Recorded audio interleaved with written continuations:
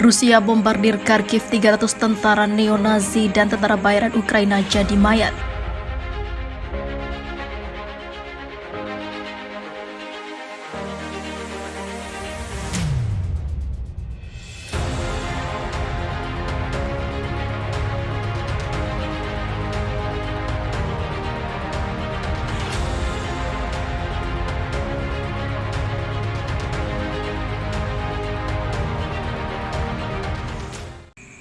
Markas Besar Brigade Kelima Garda Pertahanan Nasional Angkatan Bersenjata Ukraina atau ZSU Oblast Kharkiv Lululantah dihantam sejumlah rudal presisi tinggi militer Rusia. Ratusan prajurit neo-Nazi Ukraina tewas akibat serangan tersebut. Dilansir Viva Militer dari kantor berita Rusia, TASS, kabar serangan dahsyat ke wilayah Kharkiv dikonfirmasi langsung oleh juru bicara Kementerian Rusia Letnan Jenderal Igor Konasenkov. Tak hanya markas Brigade Kelima Garda Nasional Ukraina, pasukan Dirgantara Rusia atau VKS juga menyerang dua basis militer Ukraina di Balaklia dan juga Chuhiv.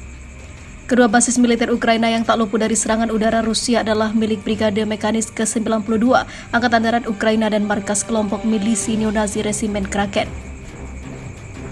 Pasukan Dirgantara Rusia menyerang markas besar Brigade 5 Garda Nasional Ukraina serta lokasi akomodasi sementara Brigade Mekanik ke-92 dan juga milisi nasionalis Kraken dekat Balakliva dan juga Kuguyev, wilayah Kharkov, ujar Konasenkov.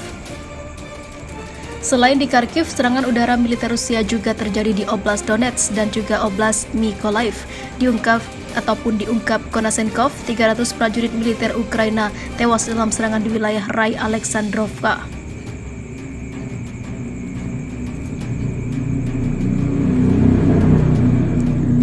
Konasenkov juga melaporkan pasukan militer Rusia menyerang 7 pos komando di tempat titik wilayah Donetsk dan 2 titik di daerah Mykolaiv. Militer Rusia di waktu yang sama juga melibas pasukan Ukraina di 178 distrik.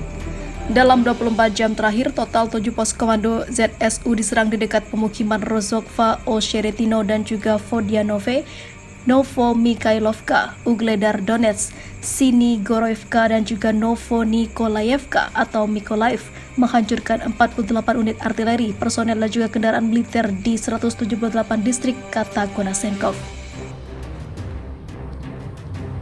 Militer Rusia bombardir front selatan, 420 tentara Ukraina jadi mayat.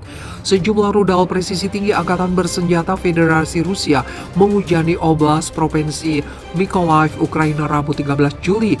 Hujan rudal Rusia menghujam sederet basis pasukan militer Ukraina yang berada di front selatan negara tersebut. Serangan masif rudal ke Mykolaiv dikonfirmasi langsung oleh Kementerian Pertahanan Rusia. Dalam pernyataannya disebutkan, jika unit militer Ukraina mengalami kerugian besar di semua front selatan. Kementerian Pertahanan Rusia menerima laporan ada 350 tentara Ukraina yang tewas dalam serangan itu. Hantaman sejumlah rudal militer Rusia juga menghancurkan 20 kendaraan tempur lapis baja yang berbasis di pangkalan militer Mykolaiv. Musuh menderita kerugian yang signifikan di segala arah, bunyi pernyataan Kementerian Pertahanan Rusia dikutip Viva Militer dari Sputnik. Rudal presisi tinggi yang diluncurkan dari udara di wilayah galangan kapal Mykolaiv menghancurkan lebih dari 350 personel militer Ukraina dan 20 unit peralatan militer cadangan operasional unit taktis Kavovka. Lanjut pernyataan tersebut. Tidak hanya itu, sebuah pangkalan militer sementara di wilayah Mykolaiv Timur juga tidak lepas dari serangan rudal presisi tinggi pasukan Rusia. Kementerian Pertahanan Rusia kembali mengkonfirmasi ada 70 tentara Ukraina yang tewas di sana. Angkatan Udara Rusia juga menargetkan basis penempatan sementara unit militer Ukraina di Mykolaiv Timur dan menghancurkan hingga 70 personil militer, kata Kementerian Pertahanan Rusia. Dalam laporan Viva Militer Senin 11 Juli, Presiden Ukraina Volodymyr Zelensky dikabarkan telah memberi perintah untuk merebut kembali sejumlah wilayah selatan. Mykolaiv adalah salah satu wilayah selatan Ukraina yang hampir sebagian besar sudah berhasil dikuasai oleh pasukan Rusia. Menteri Pertahanan Ukraina Oleksiy Reznikov mengklaim hanya memiliki kekuatan 1 juta tentara untuk memuluskan rencana tersebut. Tidak hanya Mykolaiv, Ukraina juga berupaya untuk merebut kembali Oblast Kherson, sejumlah kota di Oblast Zaporizhia, termasuk Melitopol dan Mariupol yang terletak di Oblast Donetsk bagian selatan. Amerika Serikat ketar-ketir dengan keselamatan Zelensky, para pembunuh berkeliaran. Penasihat Keamanan Nasional Amerika Serikat Jake Sullivan mengatakan Washington khawatir tentang keselamatan pribadi Presiden Ukraina Volodymyr Zelensky. Menurut dia, Amerika Serikat membantu Zelensky dengan keamanannya.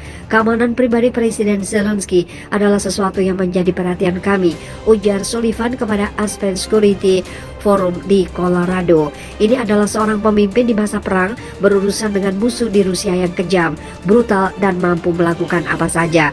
Presiden Zelensky mengambil tindakan pencegahan yang Anda harapkan untuk melindungi dirinya sendiri, ujar Sullivan. Dia menambahkan bahwa Amerika Serikat membantu untuk memfasilitasi keamanan pemimpin Ukraina tanpa menjelaskan lebih lanjut. Amerika Serikat menawarkan mengevakuasi Zelensky dari Kiev ketika Rusia meluncurkan operasi militernya di Ukraina pada Februari. Zelensky tidak menerima tawaran itu. Pekan ini, Parlemen Ukraina menyetujui pemecatan Ivan Bakanov, pejabat tinggi di Dinas Keamanan Negara. Zelensky juga mencopot kepala Departemen SBU di 5 wilayah negara itu. Bakanov adalah rekan dekat Zelensky dan pasangan itu telah bekerja bersama sejak hari-hari terakhir dalam dunia komedi. Presiden Ukraina telah mengklaim pada beberapa kesempatan bahwa para pembunuh telah mengancam hidupnya dan para pejabatnya mengatakan berkali-kali bahwa Rusia bermaksud membunuh sang presiden. Moskow membantah tuduhan ini dengan juru bicara Kremlin Dmitry Peskov menyatakan pada April bahwa Zelensky adalah presiden Ukraina. Rusia ingin dia duduk dan menyetujui persyaratannya untuk perdamaian. Ditanya apakah dia khawatir tentang menurunnya dukungan publik untuk Ukraina di dalam negeri, Sullivan mengatakan dia khawatir tentang segalanya, kecuali pengiriman senjata ke Kiev. Rancangan undang-undang bantuan militer dan ekonomi senilai 40 miliar US dollar yang ditandatangani Presiden Amerika Serikat Joe Biden pada Mei mengalokasikan sumber daya yang cukup untuk menjaga agar senjata tetap mengalir untuk beberapa waktu, papar Sullivan. Dia menambahkan bahwa meskipun dukungan publik untuk Ukraina mungkin menurun, ada waduk dukungan mendalam dan berkelanjutan di Gedung Putih dan Kongres. Jika puluhan miliar dolar habis, Sullivan mengatakan akan ada dukungan bipartisan di Kongres untuk meningkatkan kembali sumber daya tersebut jika diperlukan. Saat Sullivan berbicara di Aspen, juru bicara Dewan Keamanan Nasional John Kirby mengumumkan bahwa pemerintah Presiden Amerika Serikat Joe Biden akan mengirim senjata baru senilai 270 juta US dollar ke Ukraina, termasuk 4 sistem artileri roket HIMARS.